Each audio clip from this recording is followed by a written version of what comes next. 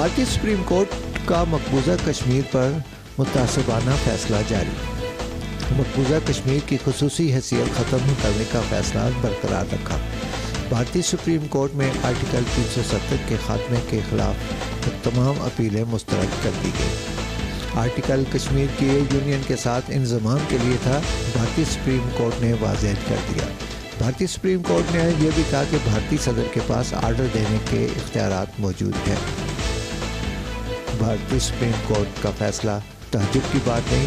ملیح لودھی نے اپنے بیان میں یہ کہا، بھارتی سپریم کورٹ نے کشمیریوں کو ان کے حق سے محروم کیا اور مقبوضہ کشمیر میں مرضی کا وزیر اعلیٰ بھارتی گیم پلان کا حصہ ہے۔ راشد ولی جنجوعہ نے کہا، کشمیری کو شہید کرنے والوں کو بھی رہا کر دیا جاتا ہے۔ بھارتی آئین کا آرٹیکل 370 مقبوضہ کشمیر کو جداگانہ حیثیت دیتا ہے۔ یہ آرٹیکل کئی امور میں بھارتی آئین کے نفاذ کو بھی روکتا ہے۔